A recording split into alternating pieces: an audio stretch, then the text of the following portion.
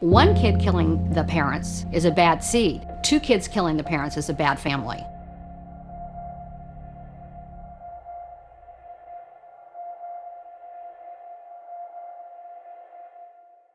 How'd you do at Kalamazoo? I did really bad. I did pretty badly. And was there a reaction on the part of your father to the way you played Kalamazoo? Yes. And was this a reaction you had seen in the past, or was it different? It was different. Now, in the past, if you had lost a tournament, how would your father react? He would get extremely angry and yell, sometimes hit me, or have some sort of sex with me. Sex was a punishment? Yes. Was it always a punishment, or only when you were a teenager? Only when I was a teenager. And did he have an angry reaction when you lost in Kalamazoo? Yes. How is it different than the previous angry reactions when you lost? Well, I've never seen him not be able to speak. He got so angry, and his muscles tensed up, and his face tensed up to such a degree that he could no longer talk. And where were you when you saw this reaction of his? I was in the car. And the car going from where to where? From the tennis court to my hotel. And did you find that, what was your reaction to his getting so angry he couldn't even yell at you?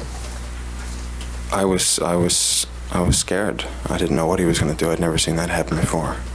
I can't hear you. I didn't know what he was going to do. I'd never seen that happen before, and what he was saying scared me. What did he say that scared you? He said that he was yelling and telling me how awful I'd played, and telling me that everything that I'd ever played for came down to this one tournament, which I failed, and that everything I had ever played in any match I'd ever practiced for was meaningless now, because this was the tournament. This was the tournament, and it was my last junior national tournament, and he was telling me that I failed, and to the point where he could no longer speak. So that's what he said before he could no longer speak? Yeah. And did you think that there would be serious consequences to his anger? Yes. Did you know what they would be? No. Now, before this loss and his anger, was there a plan for you and your mother and your father to go somewhere from Kalamazoo together? Yes. And where were you all supposed to go? We were supposed to go up to Canada to see my grandfather. And that's your mother's? My mom's father. Was he ill? He was dying of cancer.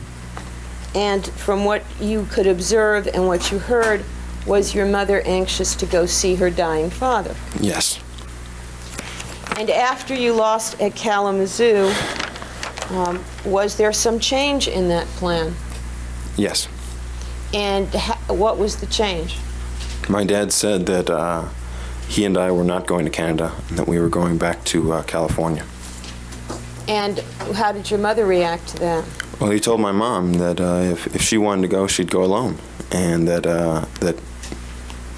I and he were going back to California, and there were no argument about it, no questions about it. Now, your mother declined to go to Canada by herself, is that right? Yeah, she said that she wasn't going to go if my dad wasn't going to go. And therefore, were plane tickets for Los Angeles purchased for the three of you? Yeah, I assume. Did you all three return to Los Angeles on August 9th via United Airlines? Yeah, I believe that was the date. And when you got back to Los Angeles on that day, did you see your brother Lyle? Yes. And to the best of your knowledge, had he been in Los Angeles some time before you got back? Yes. Now, did you have some hope or dream or expectation over that summer of 1989 for some improvement in your life? I had it for a long summer than that. But you had it that summer as well? Yes. And first of all, what was it that you wanted to improve in your life? I wanted to end the sex with my dad. And did you have some expectation of how that was going to happen? Yes. And what did you expect? I was going to go to college. And how was that going to end the sex with your dad? I was going to get away from him, and I wasn't going to sleep at the house anymore. Now, what college were you expecting to go to? At that time, UCLA. And where were you expecting to live when you went to UCLA? On campus. In the dorm. just a regular, ordinary dorm? Yeah. Now, had you wanted to go farther away to college? Yes. Where had you wanted to go originally? I wanted to go to Brown. And where is Brown? In Rhode Island. Did you have any friends going to Brown? Yeah. Andy Pierce was going to Brown, and we had made plans before to go to Brown together. You and Andy Pierce? Mm-hmm. Is that yes? Yes. And did you apply to Brown? Yes, I did. Did you apply to a lot of schools? Yeah, I applied to something like 13 or 15 schools. And were you, did you go to Brown for an interview? Yes. And did you have contact with the tennis coach at Brown? Yes. Was it what role, if any, did you think tennis might play in your being accepted at Brown? I thought I wasn't going to get into the college without tennis. What does that mean? Well, the Ivy Leagues don't have scholarships like UCLA does and the state schools, so they can't just get you in if you don't have the grade point average. And so I had to have a minimal grade point average to get into the school. And but if you have the minimal grade point average, you don't usually get into the school. So I had to have the coach's help, and he was going to get me into the school as long as I had that grade point average. In other words, if you had just been applying as, someone who was totally non-athletic, the minimal grade point average would not get you in as compared to the other candidates for entry. Is that what you're saying? No, the minimal grade point Yes. average, yes. Okay. So you thought you needed to trade on your tennis skills to get into Brown. Oh, well, I knew that. And was there a point when the next step, if you were actually going to try to get accepted by Brown, the next step would have been taken when someone vetoed your plan to go to Brown? Someone said you couldn't go? Oh, my dad said I couldn't go. And that was after you had already applied and already started the process? Yeah, well, it was after the coach called me and told me that he needed to confirm that if I got in, I would go. Because apparently they can get 2 players in or something like that, each coach of every sport, as long as they have the minimal grade point average. And he said, if I get you in, you got to promise me you'll go. And that's when I had to talk it over with my dad. And he said, Dad? He said, no. Was there also some discussion in the family, which included your mother, about your going to the University of California at Berkeley? Yes. Had you been accepted by the University of California? Amazingly so, yes. More than one campus accepted you? All the UC campuses accepted me. And do you think tennis had anything to do with that?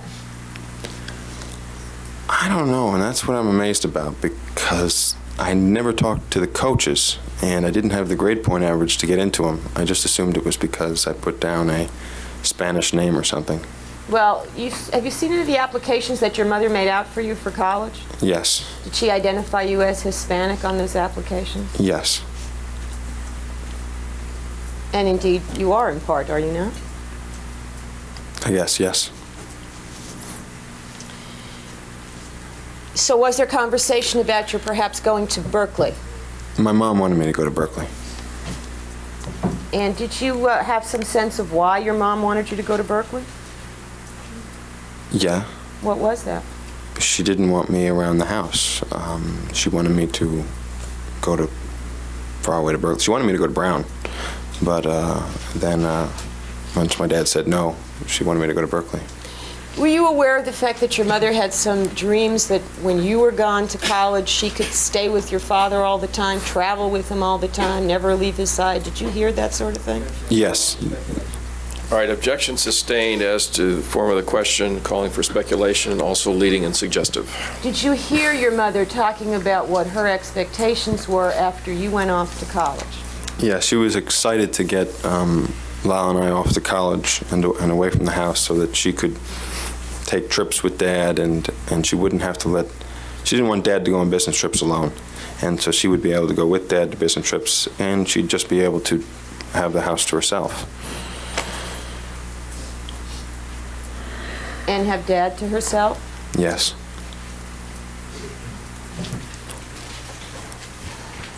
Now, how important was this idea in your mind that going to college would end the molestation by your father? How important was it? Yes, how significant a notion was this? It was the most important thing in my life. It was everything in my life. It was all I thought about. Why was it all you thought about? I don't understand. All right. Why was it all I thought about? Yeah. Because it would end the sex, and that's all I thought about. How did you feel at 18 about the fact that your father was having sex with you? I hated it. I hated it. I hated it. And what did you think your options were with respect to sex with your father?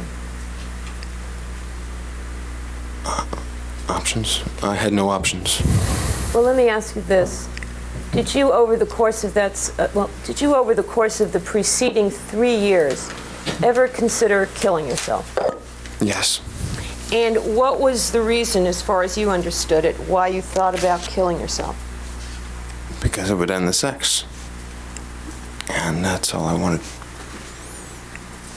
And had you ever tried to end the sex through confrontation or violence against your father? Yes.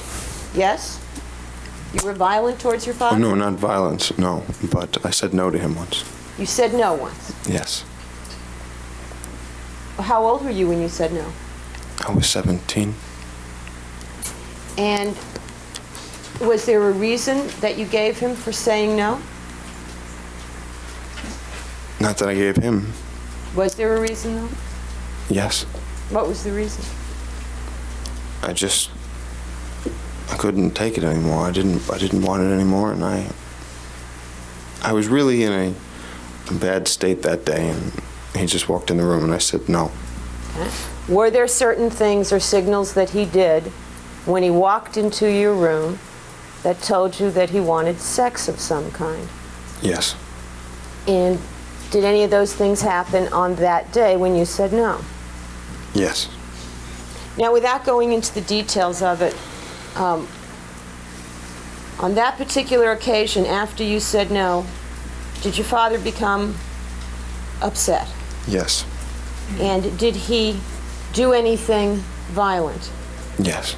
And would you just tell us, not what happened, but just generically, what violent things did he do? He threw me on the bed and went to get a knife and put it at my throat. Put the knife to your throat? Yes. And was there sex with your father that day? Yes. Was it that fourth kind that you called Yes. sex?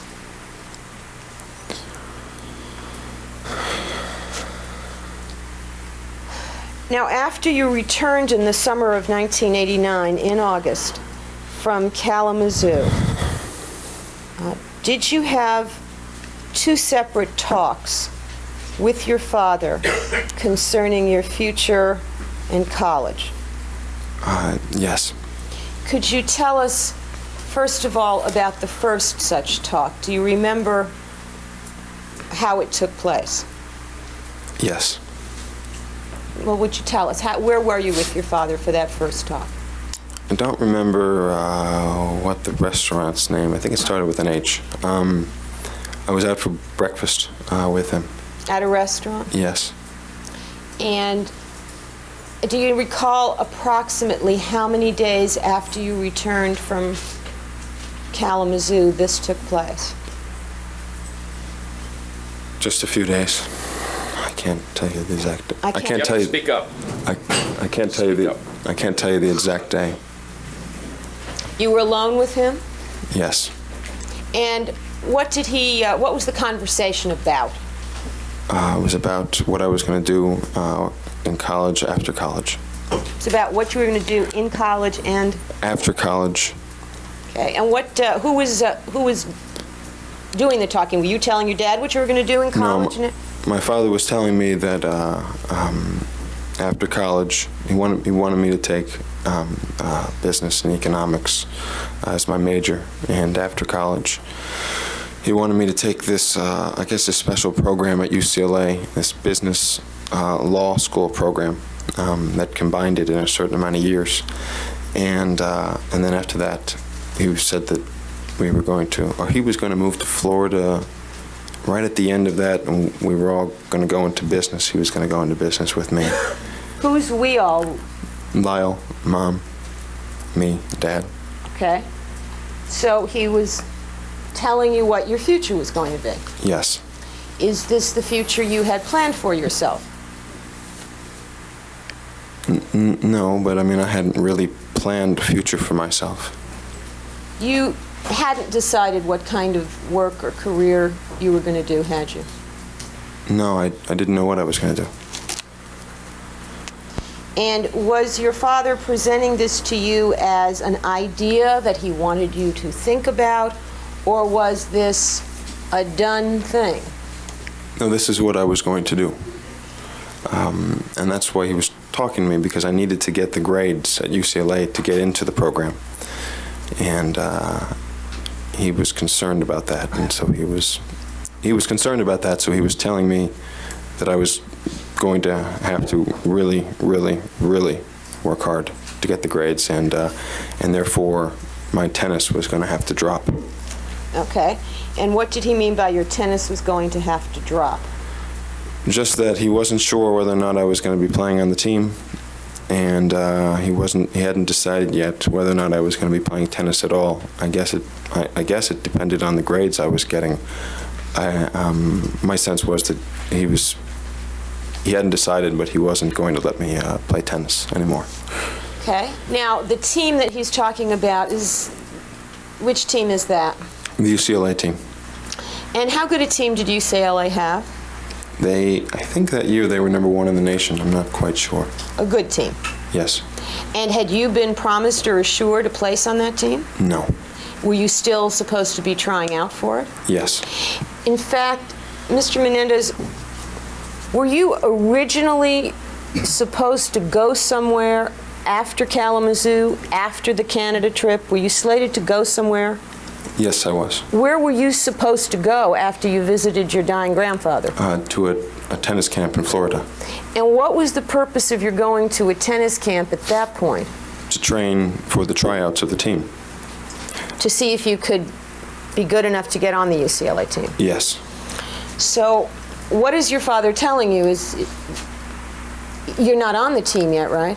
Yeah, he was telling me, well, my father expected me to make the team if I tried out for it.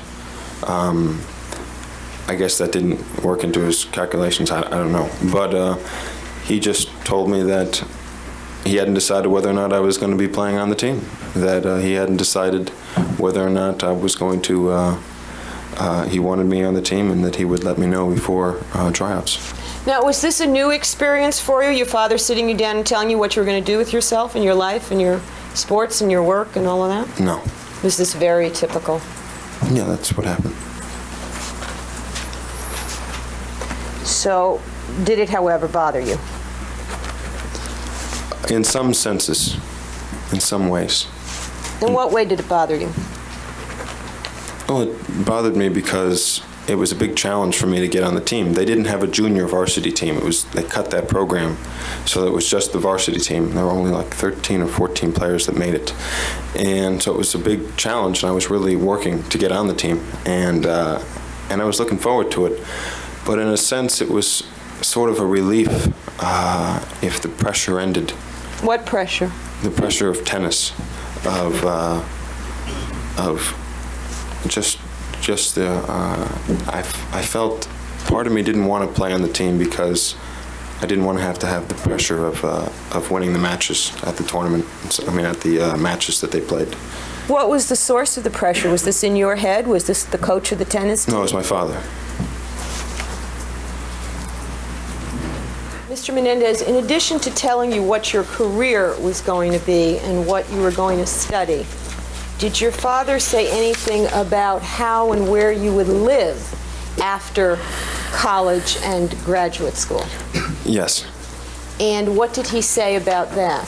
We were going to live in Florida. Who's we?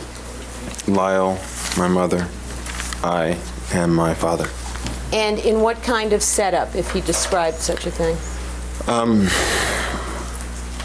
not sure if he described the setup then. I know what the setup was, but I don't know if I know that from after or before. I know that it was going to be on some sort of an island and a big house with other houses, but I don't remember. You heard your brother testify about your father talking about purchasing a large area of land, a compound of houses. Yes. Did you know about those plans before your parents were killed? Yes. You just don't know if your father mentioned it in that conversation? Well, no, I knew that we were going to move to Florida. I don't know if I knew the setup before or after. Before or after what, Mr. Menendez? They died. Okay. Now, after this breakfast discussion with your father, did you go to your mother and say anything to her about, gee, Dad's got my whole life planned, I'm unhappy with it, do something? No. Were you ever able to go to your mother for that kind of intervention? No. Why not? Because you just didn't do that. My mom wasn't going to help. How did you know that? Because she had never helped before. Were there other things your father had decided that you didn't like or didn't want to go along with? Yes. Had you ever shared your desires with your mother? I'm confused. Had you ever told your mother, I'd like to do this, Dad doesn't want me to do this? Well, maybe when I was real young, but not once I got to be a teenager. Did she ever go against Dad No. concerning anything having to do with you? No, she never went against Dad. Did she ever go against Dad concerning anything having to do with Lyle and his life? No. Now, was there another discussion with your father within the week after your return from the tournament in Kalamazoo? Yes. And do you recall where this one took place? This took place in the study in the Beverly Hills house. When you refer to the study, could you give us a further description of that room? It was a paneled room. You popped the mic. It was a paneled room similar to these panels. It had a wooden floor, and there were 2 chairs and a sofa and a table, 2 tables in there. That's not the same room as the den. No. The den is where your parents were killed. Yes.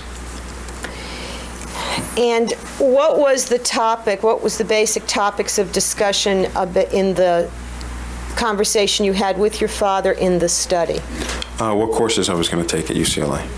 And was this you telling him what courses you wanted to take?